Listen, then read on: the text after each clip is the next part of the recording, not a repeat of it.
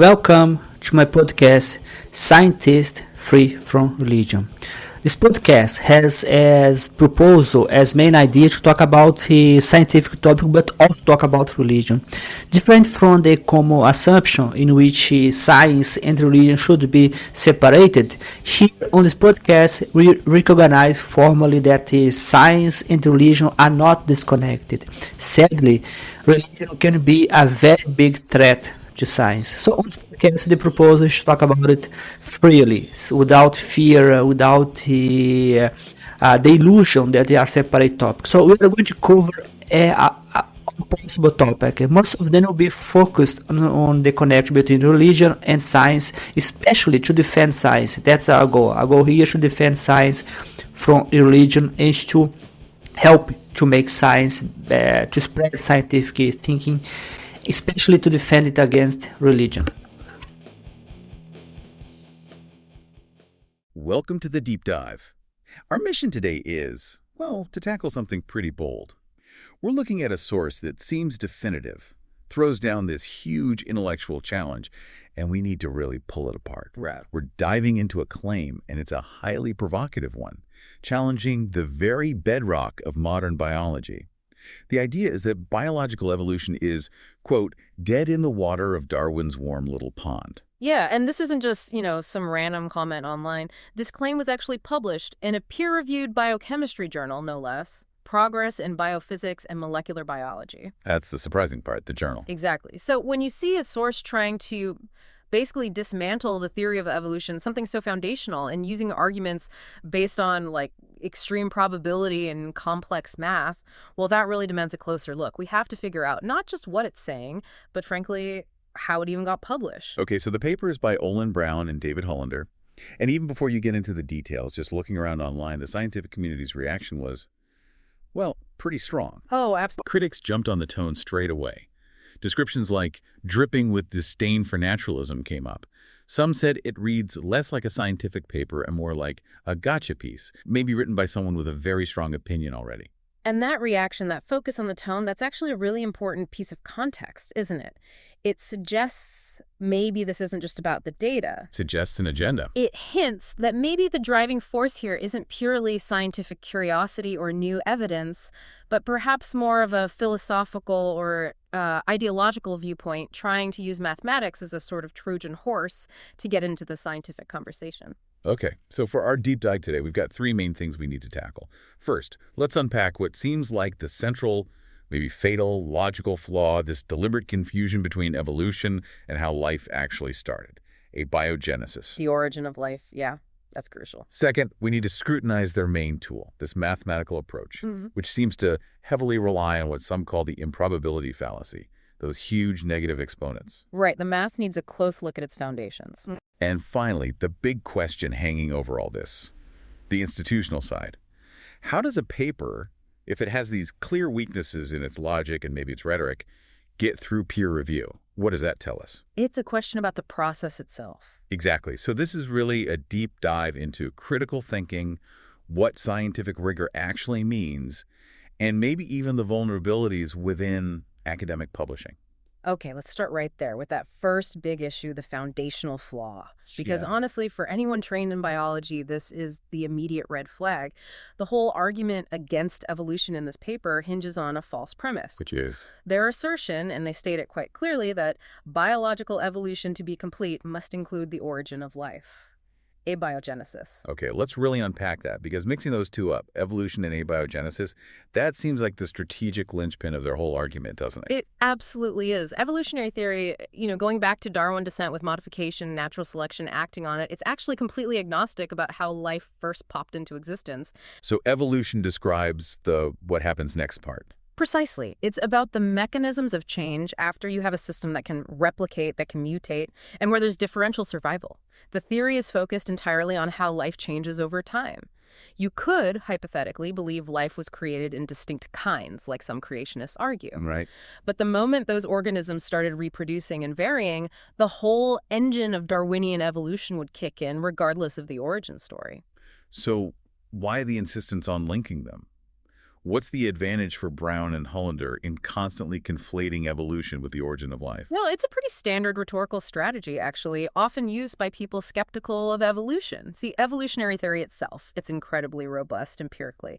The evidence for common descent, for macroevolution, it's overwhelming. It comes from genetics, the fossil record, comparative anatomy, everywhere you look. Abiogenesis, though, how life started from non-life. That's still an active area of research. It's complex, there are unknowns, it's a genuinely hard scientific problem involving chemistry and early Earth conditions. Say they're shifting the goalposts. Exactly. By insisting that evolution must also explain abiogenesis perfectly, right now they shift the burden of proof onto the hardest, maybe currently unsolvable part of the puzzle. It's basically saying, look, if you can't explain the absolute beginning perfectly, then this whole evolutionary process you talk about must be invalid. That's a classic straw man argument then, trying to knock down a well-supported theory, evolution, by attacking a different, much harder research question, abiogenesis. Perfectly put. And they focus specifically on this transition from non-life to what they term the first minimal cell. They argue that you need this complex assembly to reach some kind of modern-ish threshold before anything like survival of the fittest can even begin. As if you need a fully functional iPhone before you can even have a basic calculator. Sort of, yeah. They imply you need a complete modern-style cell, maybe with error correction and all the bells and whistles, just to get the evolutionary clock ticking. But the scientific consensus is quite different. It suggests that just replication itself, even messy, error-prone replication of simpler molecules like RNA, perhaps, is enough for natural selection to start acting. The complex cell we see today, that's likely a much later refinement. And this initial framing, this demand for instant complexity, Right. it immediately biases their whole methodology, right? Absolutely. They make this critical assumption right at the start that modern, highly complex biological parts, like an enzyme that needs specific cofactors to work, must have always required that exact full complex setup right from the very beginning. That feels unevolutionary, like ignoring history.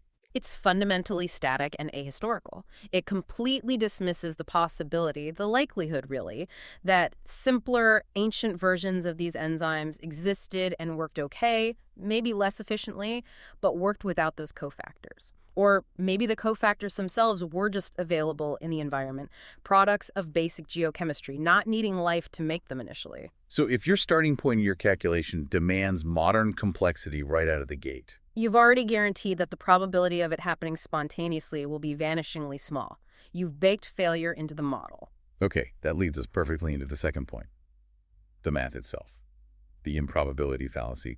They lean so heavily on these mind-bogglingly small probability numbers. You mentioned 1050, even 10400. This is where the paper tries to get its scientific weight, isn't it? It is. It gives it that air of, mathematical certainty. But these numbers, however accurately calculated based on the assumptions, hide a really deep conceptual error. Which ties back to that complexity argument. Yes, fundamentally, it's recycling the old irreducible complexity idea, even if they don't use the exact term.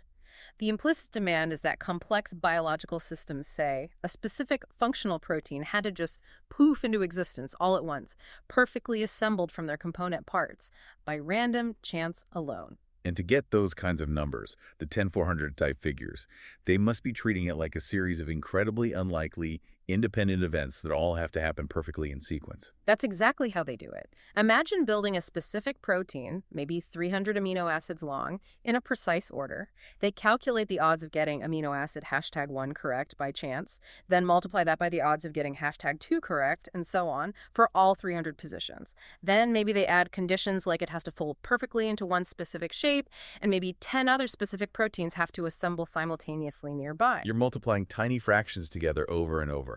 Exactly. You multiply probability by probability by probability until the final number is just absurdly small, smaller than the odds of winning every lottery on Earth simultaneously for millennia. They're forcing nature into these rigid, sequential, mathematical boxes. But that just doesn't sound like how things actually happen in the real world.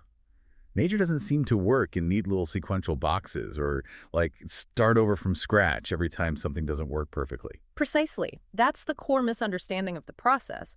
Real evolution, especially at the chemical level leading to life, and certainly biological evolution after, is continuous. It's accumulative. When some beneficial change happens, maybe a short chain of amino acids forms that has even a tiny bit of useful catalytic activity or helps stabilize something else, natural selection doesn't just throw it away because it's not perfect. It keeps it. It keeps it. That small advantage means the system carrying it might replicate slightly more or persist slightly longer. That gain is preserved. As one critic cleverly put it, evolution guards the lotto ticket. It takes that partial function, that slight advantage, and then builds on it incrementally. The math in the Brown and Hollander paper just fundamentally ignores this power of accumulation and selection acting on intermediate imperfect states. This really sounds like that classic statistical mistake. Yeah. The post hoc probability fallacy. Or sometimes people call it the lottery paradox. Looking at the winner after the draw and saying, wow, the odds of that specific person winning were 1 in millions. That is the absolute heart of the misuse of probability here. Let's use that golf ball analogy, but maybe slow it down a bit to see the flaw clearly. Imagine you hit a golf ball, right? It lands somewhere on a huge field covered in millions, maybe billions of blades of grass. Good. Now, what are the odds that the ball lands on one specific blade of grass that you picked out in your mind beforehand? Let's call it blade X. The probability is minuscule, practically zero. Right. Almost impossible. That's how Brown and Hollander calculate the odds of life forming. They're demanding life X, this one specific outcome we see now. But that's not the right question to ask, is it? The relevant question isn't, what were the odds of hitting that specific blade X? No. The relevant question is, what were the odds that the ball would hit some blade of grass? And since the entire field is covered in grass... The odds are virtually 100% it had to land on some blade. Exactly. So applying that back to the origin of life, the probability of any self-replicating chemical system emerging, given a planet like early Earth, which we know is rich in organic building blocks. These things are found on asteroids, they form in interstellar clouds, they were abundant. The probability isn't about getting us sitting here right now. It's about the probability of any form of chemical self-replication starting somewhere, sometime, from that immense chemical soup running countless simultaneous experiments. So flipping it around, maybe the truly improbable thing would be if, given all those starting materials and all that time and energy, nothing like life ever got started anywhere. That perspective makes life seem much less like statistical miracle and more like a likely, perhaps even inevitable, emergent property of the chemistry of carbon and water, given the right conditions. It changes the whole framing from demanding perfection to recognizing potential. Okay, let's try to make this even more concrete. The paper takes aim at a specific, really fundamental biological process, the Krebs cycle, also called the citric acid cycle. This is core metabolism, right? Absolutely central to how most complex life gets its energy, cellular respiration. Yeah, and they claim this is irreducibly complex, that it couldn't possibly have evolved step by step. They calculate the odds of getting all its necessary parts, like 12 enzymes and 4 cytochromes, assembling simultaneously as astronomically low, that 1051 figure you mentioned. Yes, they use the Krebs cycle as their big showpiece example of supposed unevolvable complexity. But again, the model they use completely crashes against empirical reality. It ignores what we actually know from evolutionary biochemistry and comparative genomics.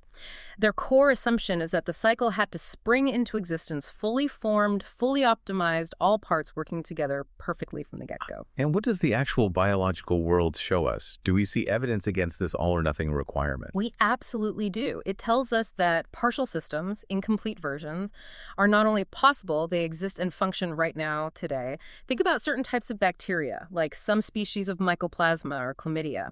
These are often obligate intracellular parasites. They live inside the cells of other organisms. Many of them lack a complete textbook Krebs cycle. They have bits and pieces, or they rely on alternative, sometimes truncated metabolic pathways. Or they simply scavenge energy intermediates directly from their host cell. This is living, breathing proof that the system doesn't need simultaneous, perfect assembly of all modern components to be viable. Imperfect, partial metabolic systems do function and persist in nature. So the premise of their calculation is demonstrably false based on existing life. Correct. And their critique also seems completely detached from the likely history of biochemistry. It ignores potential stepping stones. Specifically, there's no real accounting for the RNA world hypothesis. Ah, right. The idea that RNA came before DNA and proteins as the main genetic and catalytic molecule, how does that impact the Krebs cycle argument? It's a huge omission. The RNA world hypothesis suggests that many fundamental metabolic reactions, maybe even precursors to parts of the Krebs cycle, could have been catalyzed by RNA molecules, ribozymes, long before complex protein enzymes evolved. And look at the structure of key players in modern metabolism, many of the essential cofactors: ATP, energy currency, NAD+, and FADH2, electron carriers, coenzyme A. What about them? What do they all have in common chemically? They are all nucleotide derivatives. Their core structure involves components found in RNA. So they look like chemical fossils, Yeah. relics from an earlier time. Exactly. They're like molecular ghosts of an era when nucleotides and RNA were running the show.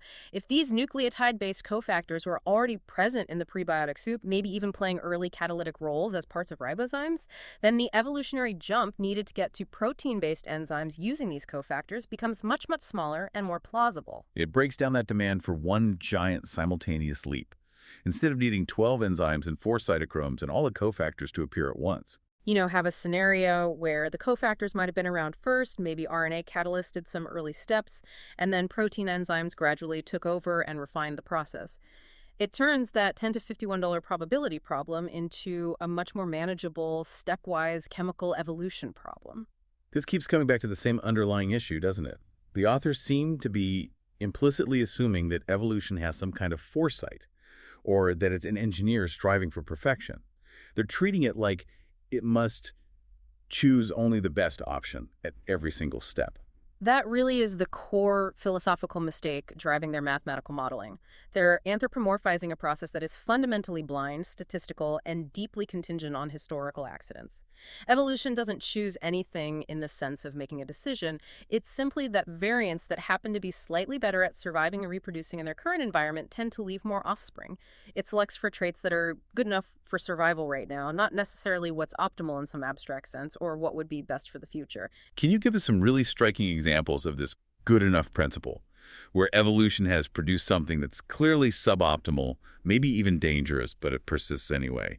That's where it gets counterintuitive and fascinating. Oh, there are so many great ones. A classic, almost bizarre example is the Babirusa tusks.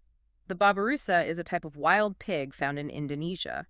The male's upper canine teeth grow upwards, out through the snout, and then curve backwards, sometimes dramatically, towards its own skull. Wait, towards its own skull? Yes. If the pig doesn't manage to wear them down through fighting or rubbing, these tusks can continue to grow in that curve until they literally pierce the skull, potentially causing fatal infection or brain injury. That sounds like objectively terrible design. From a pure engineering safety standpoint, it is. But the trait persists. Why? Because those dramatic tusks are incredibly important for sexual selection. They signal fitness to females and are used in fights between males. The reproductive advantage they confer, on average, outweighs the risk of occasional catastrophic self-impalement for some individuals. Survival of the sexy enough, even if it's dangerous. Wow. Okay, that's a powerful example of trade-offs.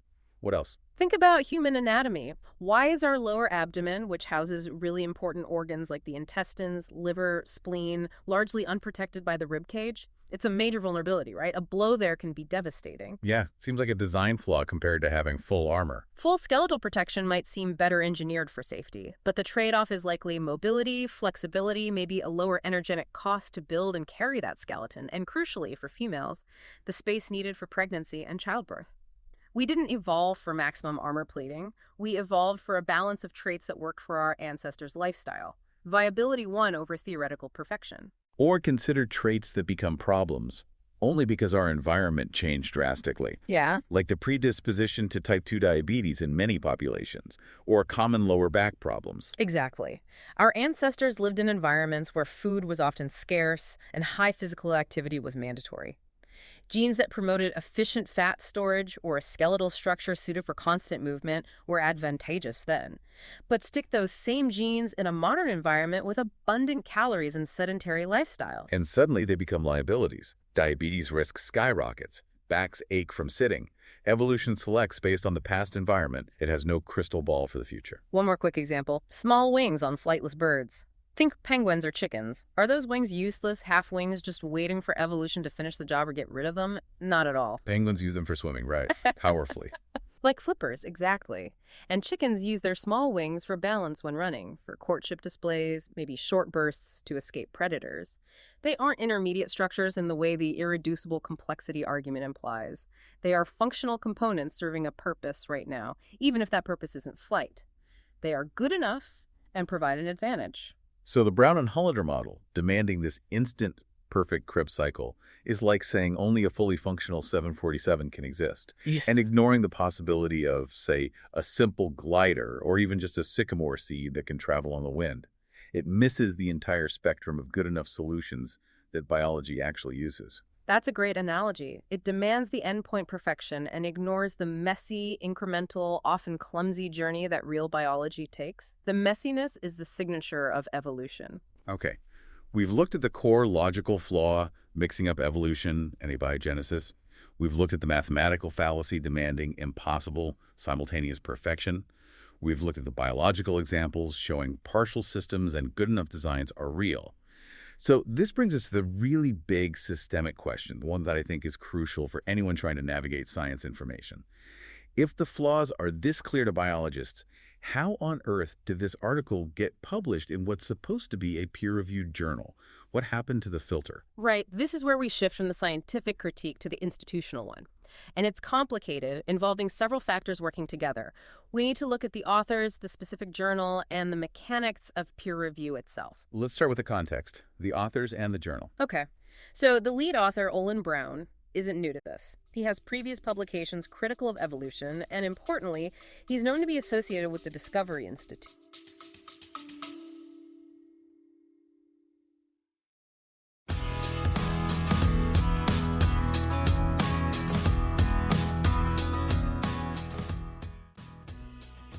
Hey there, thanks for being around. We are going to make a small break. I'm going to share with you my books. I have several books. So far, all my books about religion, atheism, which have been published a lot, they are in Portuguese, which is my main focus. But if you are interested, you can still buy my books to help me to support my work. I have several books. For example, one book that I'd like to recommend now is AI by Sci-Fi. AI by Sci-Fi is a book that talks about artificial intelligence, which is everyone is talking about artificial intelligence with ChatGPT, all this amazing stuff that they can do. They can talk, they can create video, they can create podcasts.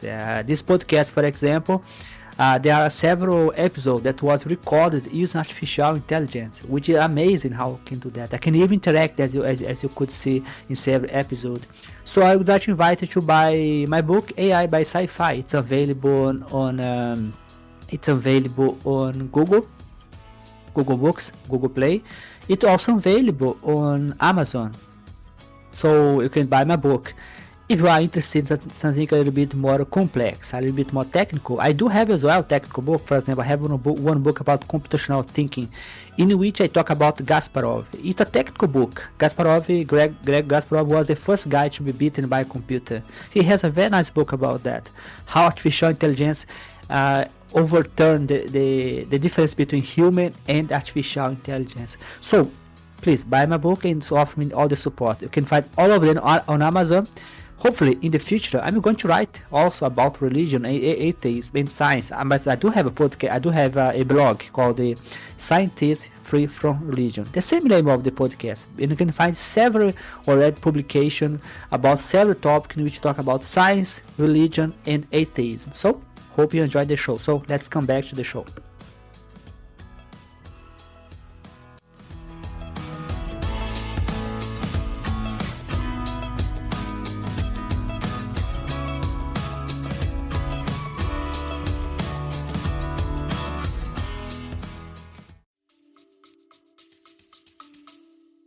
The Discovery Institute, that's the main hub for intelligent design advocacy in the U.S., isn't it? It is. That's a significant affiliation.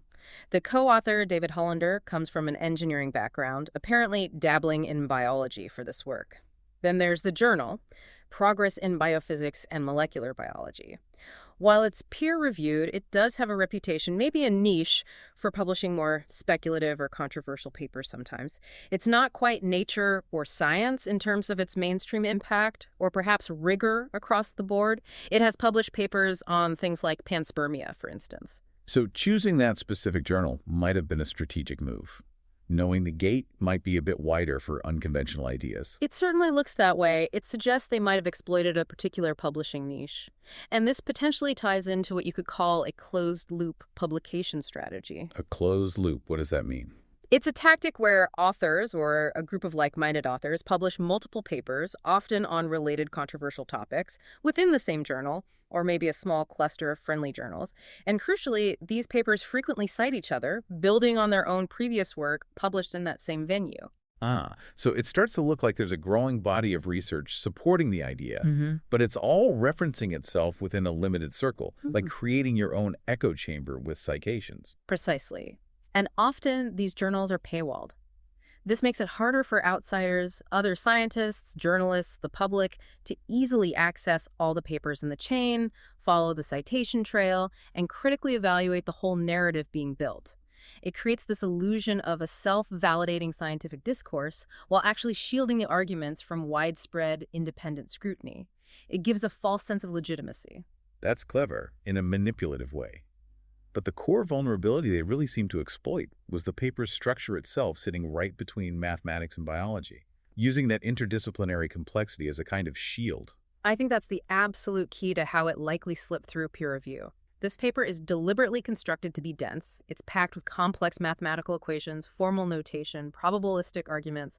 It looks incredibly technical and rigorous. So imagine the review process. Okay, you send it out for review. You might send it to a mathematician or a statistician. They look at the equations. Maybe the derivations are formally correct given the starting assumptions. They might say, well, the math seems sound. But they probably lack the deep biological expertise to recognize that the initial biological premises, like demanding the fully formed Krebs cycle instantly, are fundamentally flawed. They might not know about mycoplasma or the RNA world evidence. And then you send it to a biologist. The biologist reads the introduction and the biological arguments and immediately thinks, wait, this premise about abiogenesis and evolution is wrong, or this ignores existing partial Krebs cycles. They see the biological flaws, but then they hit this wall of dense mathematics, pages of equations. They might feel intimidated, thinking, well, I don't fully grasp all this complex probability theory, but it looks so technical. Maybe there's something mathematically profound here that I'm missing. So they might defer, assuming the math part must have been checked in as okay, giving it the benefit of the doubt based on the apparent rigor. Exactly. The paper gets this illusion of rigor because neither reviewer might feel fully equipped to critique the whole thing authoritatively. The review process gets fractured. Each expert validates their piece of the puzzle, but nobody might be perfectly placed to see how the flawed biology completely undermines the seemingly sophisticated math. The paper exploits the gap between disciplines. And layered on top of that was the language they used. You mentioned rhetorical camouflage earlier. They were careful not to sound overtly religious or creationist. That careful wording was absolutely essential for getting past the initial editorial screening and the reviewers. They didn't explicitly say evolution is wrong, therefore God designed life. That would likely lead to immediate rejection from any mainstream science journal. So what did they do instead? They used careful, seemingly neutral scientific-sounding language. Phrases like, the central thesis of this perspective is that reasonable scientific challenges should be explored. They talk about invoking scientific doubt about established theories. And crucially, instead of proposing a supernatural designer, they hint at the need for something like a fifth type of force in nature to explain life's complexity. So that sounds like legitimate scientific speculation proposing new physics, but it functions as a way to argue that current materialistic science, physics, chemistry, biology, is insufficient. Precisely. It allows them to push a conclusion that leans towards non-material explanations, maybe even subtly pointing towards design, but under the guise of just identifying gaps in current scientific understanding and proposing purely naturalistic, albeit unknown, forces. It's a way to infiltrate a metaphysically motivated critique into the scientific literature by dressing it up in the language of technical skepticism. Okay, authors, journal niche, interdisciplinary complexity, rhetorical camouflage. Is there one more piece? The editor. Yes, we really can't ignore the editor factor. The journal's editor at the time, or at least a prominent figure on the editorial board for a long period who likely handled such papers, was Dennis Noble. Dennis Noble. Yeah. He's a very distinguished physiologist, isn't he? Systems biology. Highly respected, yes. But he's also known for being quite critical of the standard neo-Darwinian synthesis of evolution. He champions ideas sometimes grouped under the banner of the third way of evolution, arguing that evolution involves more complex mechanisms than just random mutation and natural selection, things like developmental constraints, systems dynamics, maybe even some forms of non-genetic inheritance. So he's open to challenging the mainstream view of evolution. He's definitely open to and actively promotes critiques of the standard model.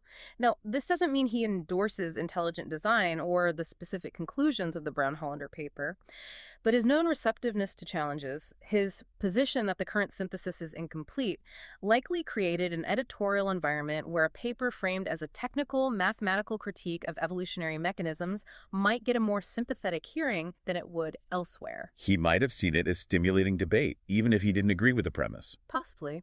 His role as an influential editor, a gatekeeper in the publish or perish world of academia, could have, perhaps unintentionally, facilitated the publication of these kinds of papers. It highlights how the personal perspectives and intellectual interests of editors can significantly shape the content and direction of a journal. The paper might have been accepted not because its core claims were validated by reviewers, but because it was packaged effectively as a technical challenge to the status quo, fitting the editor's interest in fostering debate about evolutionary theory's foundations. What a fascinating breakdown of how the system can be, well, gamed, or at least how its vulnerabilities can be exploited.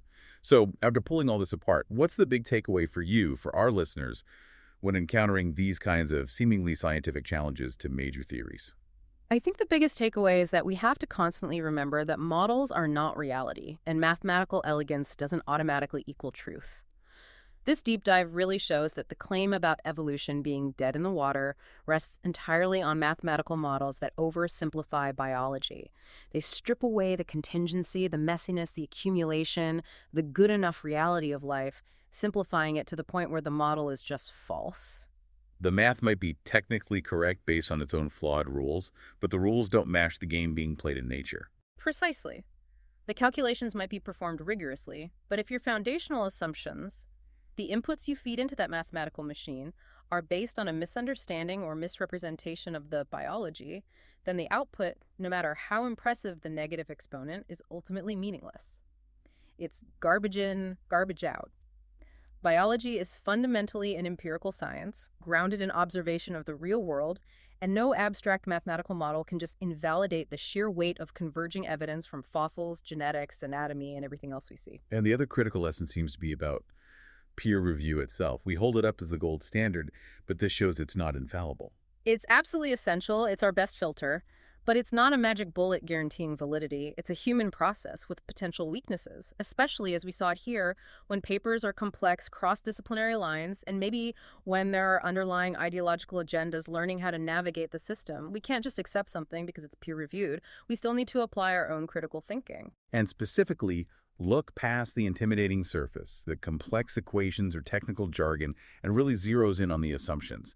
What is the model actually assuming about the world? Is that assumption justified by evidence? That's where the real scrutiny needs to happen.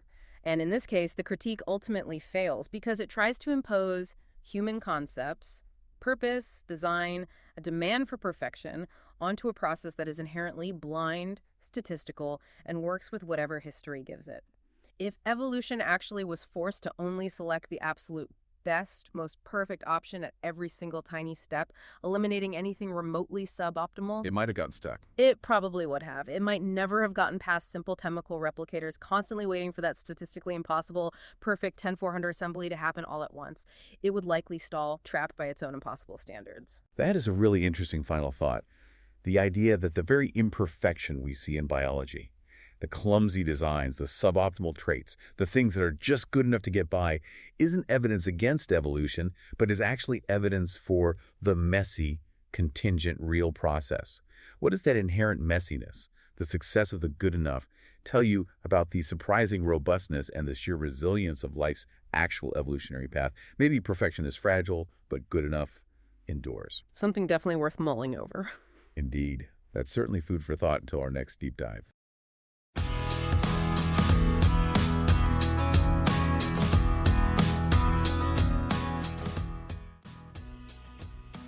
Hey there, you arrived to the end of this episode. You can always check out my YouTube channel and also keep watching because there are 7 episodes. So you just if you enjoyed this one, hopefully you are going to enjoy the next one. I always like to remember that you can support my work by buying my books. Even though I still don't have a book about religion, which is the main topic of the podcast, I do have a book about artificial intelligence. And also I have a blog called Scientists Free from Religion on Medium. And there are several blog posts there. And you can enjoy it, you can read it. And you can subscribe to my YouTube channel, you can share it with your friends. So hopefully I can hear from you and hope you had an amazing time. So hope to see you in the next episode.